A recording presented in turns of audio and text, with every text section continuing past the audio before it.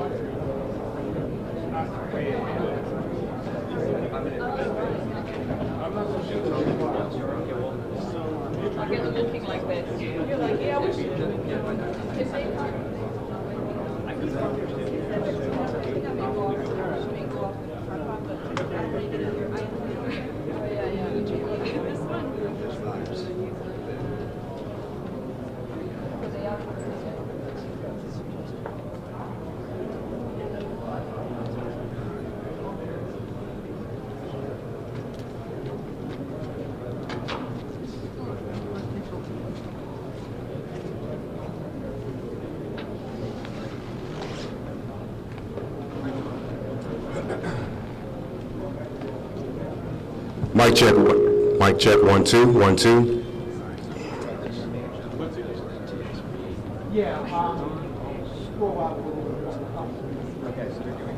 Mic check 1 2 1 2. Mic check 1 2 1 2 3 1 1 1 2 1 2 1 2 1.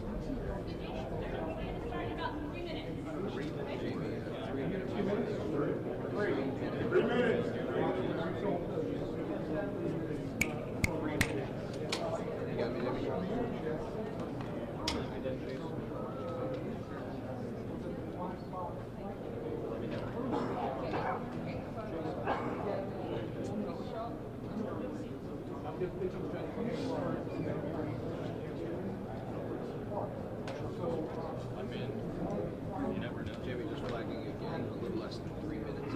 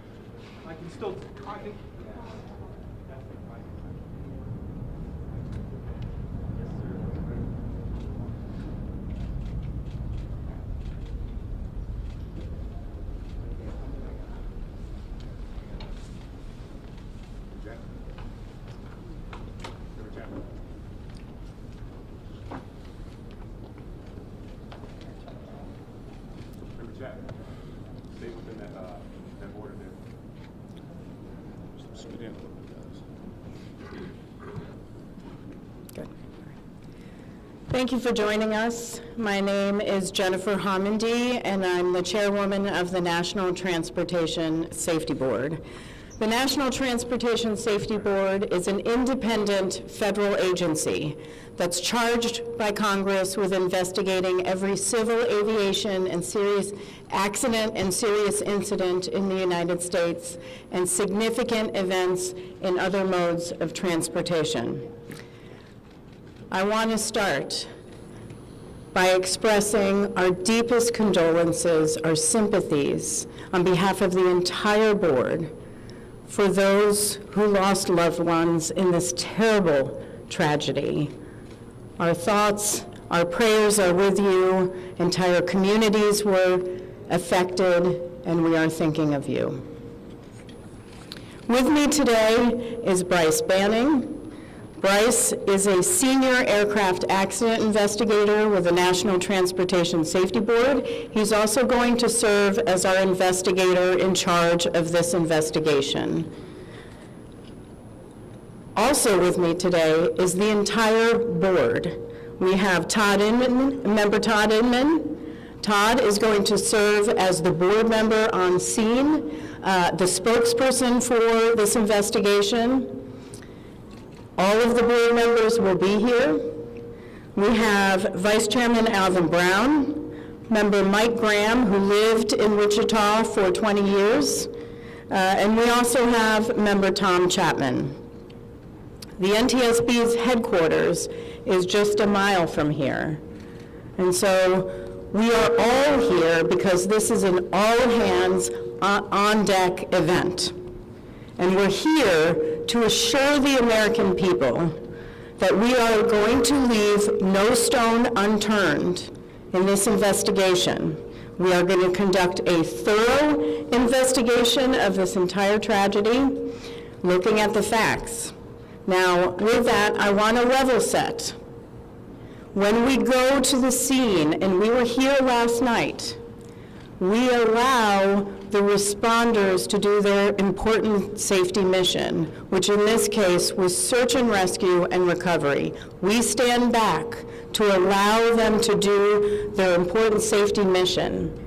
And so this, for us, is our first full day on scene with our entire crew coming together. We have about nearly 50 people on scene, and in addition to our resources back at headquarters in our labs and throughout the agency. So with that said, we are not going to get into specific facts in this press conference. I want to level set here. We're going to get into our investigative process. As we are able to confirm factual information, we will provide that. I do want to say this is a whole of government effort. I was able to brief, along with others, the President of the United States and the Vice President this afternoon. I want to thank them for their leadership, for their tremendous support of the NTSB, for our investigators, and for the responders that are on scene doing an important mission. I also want to thank Secretary Sean Duffy, who I was communicating with early on after we first got word of this tragedy.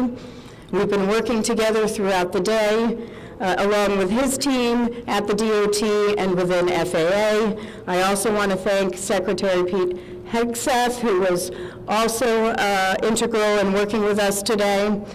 Chris Rocheleau, the acting administrator of the Federal Aviation Administration. We've heard from many members of Congress on both sides of the aisle, and so I will say this is a tremendous, one more time, whole of government effort. I also want to take a moment and thank the many, many responders that have been on scene. It has been an incredible effort, and I will have a full list that I will provide, that we will provide tomorrow, but I do want to thank them for all their work. With that, I'm going to turn it over to Member Inman for additional remarks.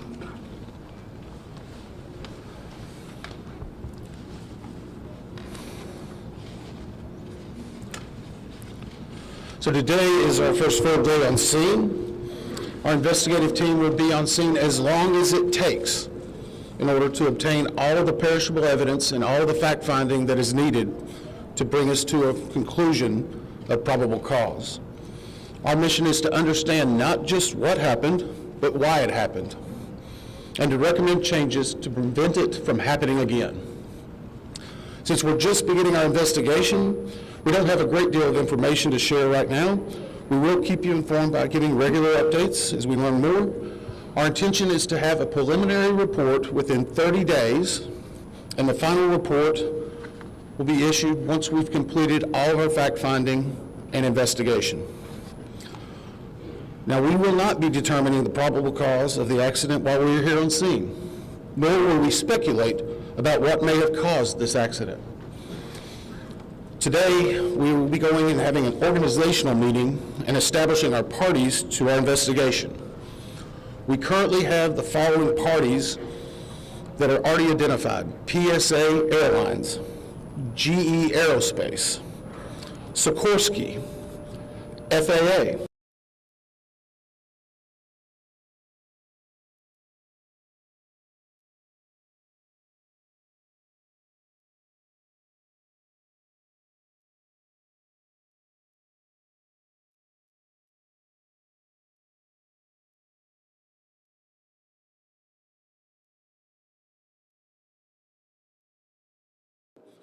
they were previously known as midair.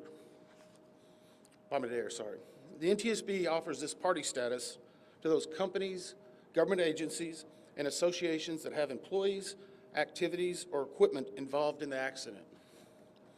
We offer that because they will provide technical expertise and relevant information supporting the development of the best possible factual record. Once they join this investigation, they are not permitted to release documents or talk publicly about the investigation without the consent of the NTSB. So I want to stress this. It is only the NTSB that will provide information related to this investigation, with one exception. Regarding the fatalities that occurred, that notification will be handled by the DC medical examiner. We will not be discussing fatalities or names.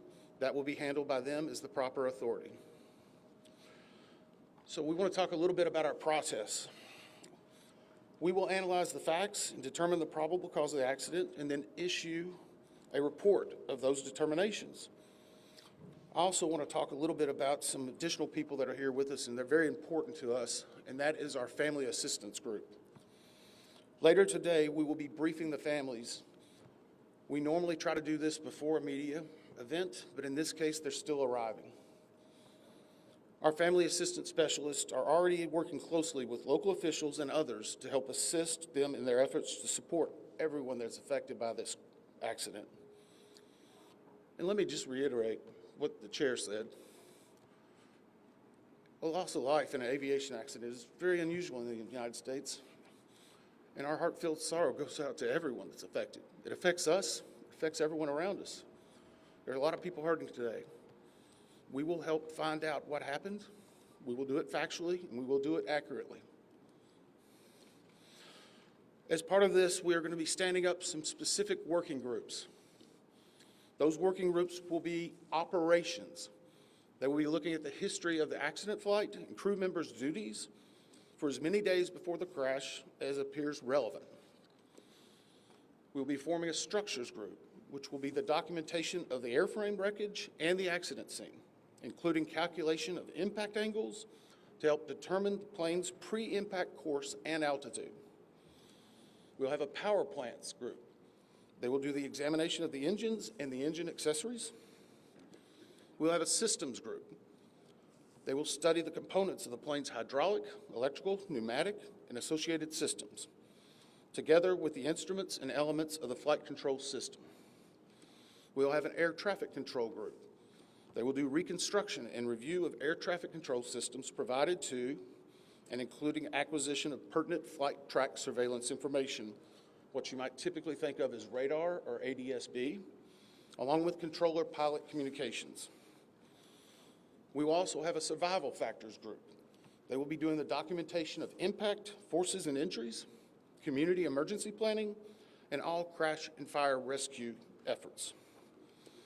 Also, due to the unique nature of this crash, we will be having a helicopter group as well. Lastly, we will have a human performance group, and this will not be its own group. It will actually be a part of the operations, air traffic control, and helicopter groups. They will study the crew performance and all before the accident factors that might be involved in human error, including fatigue, medication, medical histories, training, workload, equipment design, and work environment. Now we're going to take a few questions, but I will again stress, we don't have a lot of information now. We will continue to gather that. We will try to release it as we can, but we will only talk about the facts of the case that we know right now. I'm going to ask, we're calling a few people. I'm going to ask that you state your name and affiliation. James Matthews from Sky News. So we've heard from President Trump today talking about DEI hiring policies within the FAA and associating that with the cause of this accident. What do you say to that? Well, unfortunately, I didn't hear the remarks. I was briefing House and Senate members, but I believe, Chair, would you like to take that? As part of any investigation, we look at the human, the machine, and the environment. So we will look at all the humans that were involved in this accident. Again, we will look at the aircraft, we will look at the helicopter, we will look at the environment in which they were operating in. That is standard in any part of our investigation. I'll turn it back. Chair, can I ask you, has the flight data recorder been recovered yet? And what is the difficulty in a water disaster like this, which presents a very difficult environment for your investigators and the people out on the water right now? Well, the question was on the flight data recorders. And we have not recovered the flight data recorders yet. We know they're there. They are underwater. This is not unusual for the NTSB.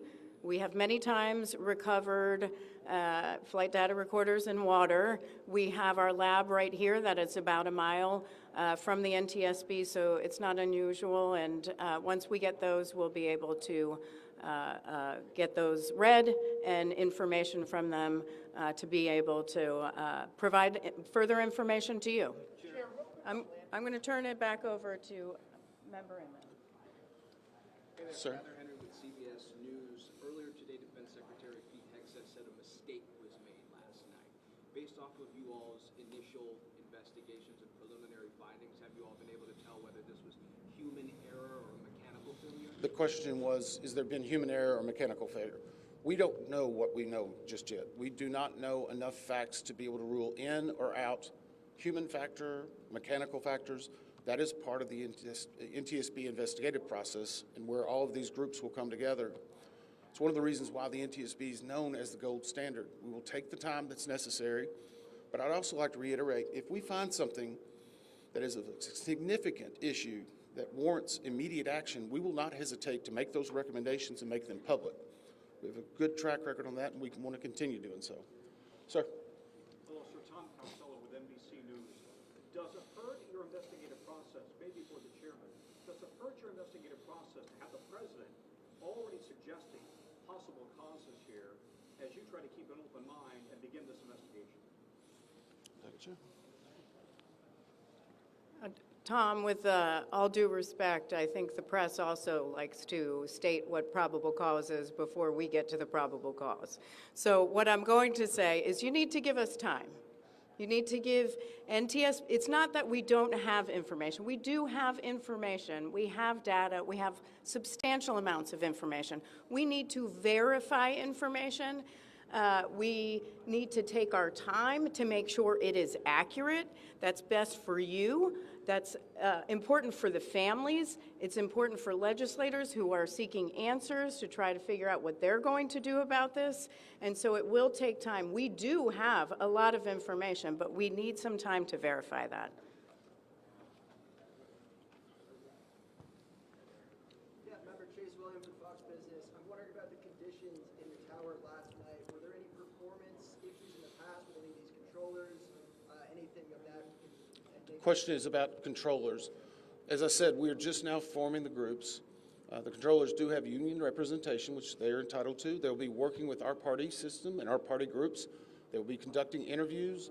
Those interviews will need to be analyzed, transcribed, and other team members will need to look over it. It'll be a long process, but we will go through the entire history. My question is for the chairwoman. Can you tell us more about what the president and the vice president's responses were when you briefed them this afternoon? Sure. So the question was about my briefing for the president and the vice president. As is standard, we offer briefings on our process and what we know, and this was a briefing with the president and vice president and with Secretary Duffy and Secretary Hegseth and also the acting administrator of the FAA. There was discussion on what we know so far and our process, and that was about it. Ma'am, Chairwoman, Stephanie Ramos with ABC News. Similar to Tom Costello's question, the President has stated what may have caused the crash, stating common sense. Does that affect your progress at all at this early stage? Yeah, so the NTSB, we conduct an important safety mission where we take a very careful approach. I'm sorry, the question was on speculating during investigations, which is we often hear about. What I will say is we look at facts on our investigation, and that will take some time. And at some point, we'll be able to provide that factual information, as Member Inman said, and provide that hopefully tomorrow. Hang on a second. Dave. Jefferson from Reuters. Have you been able to retrieve the black boxes from the helicopter? Has the military decided whether they're going to read those to the NTSB? And what about the ATC tapes? Have you guys been up? So the question was about black boxes, which are referred to as black boxes, which are typically orange. We have not recovered any of the boxes involved yet. We feel comfortable and confident that we will be able to. Right now, recovery of life is probably the most important in those that were involved. I mean, there are still ongoing recovery efforts involving the fatalities involved, along with some debris is coming out as well. We will make sure that that perishable evidence is maintained. We have a great process for that.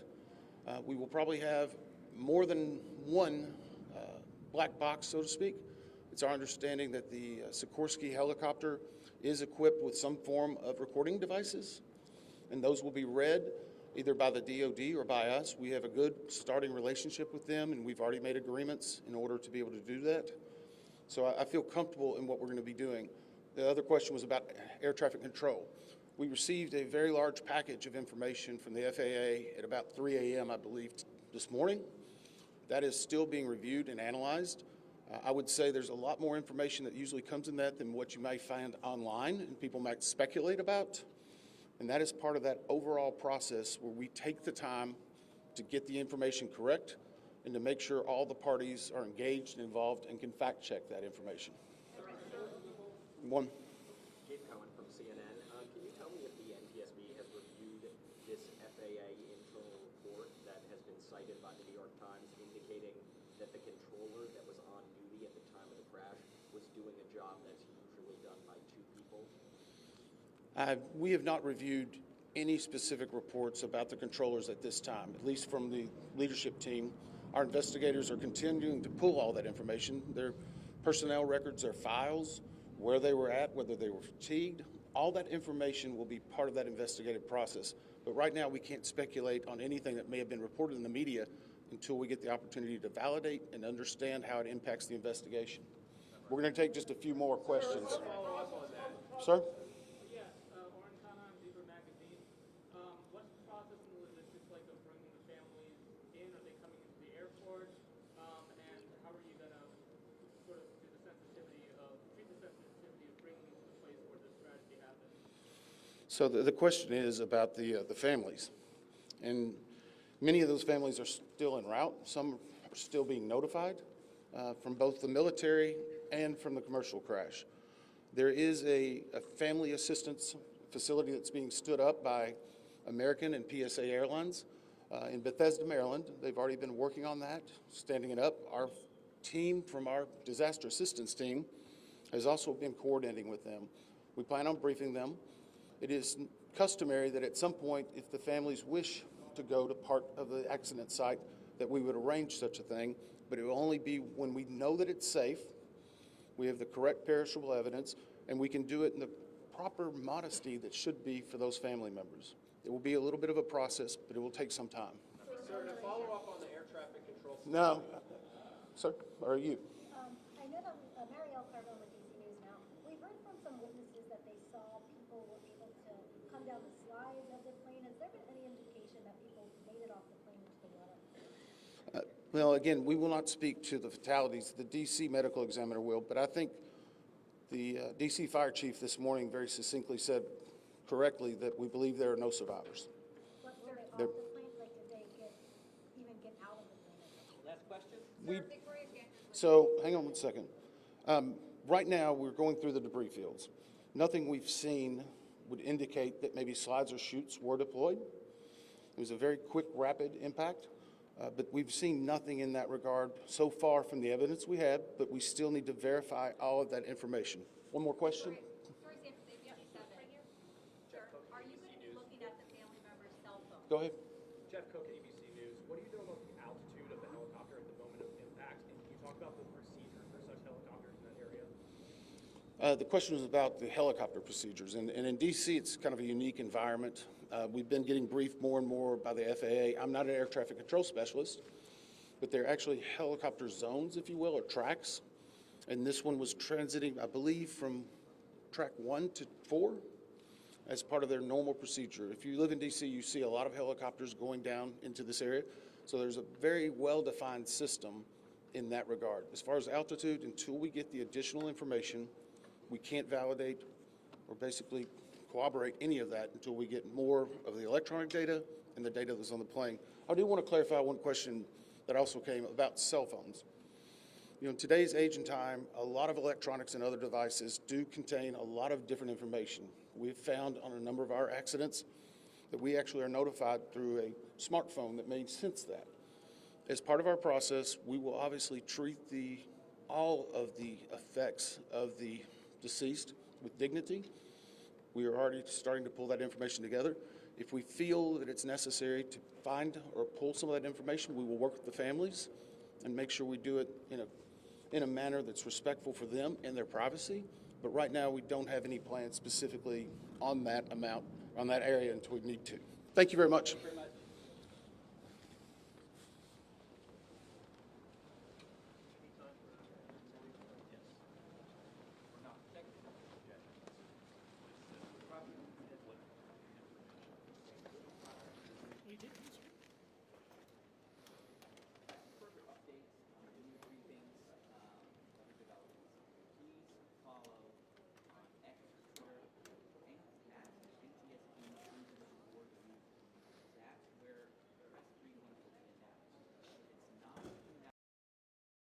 Here on the Potomac that continues here on Fox 5. Just to reset, to catch you up here, we know that this horrifying incident happened late last night, just around 9 p.m. as both aircraft were sent crashing into the icy waters of the Potomac. We've seen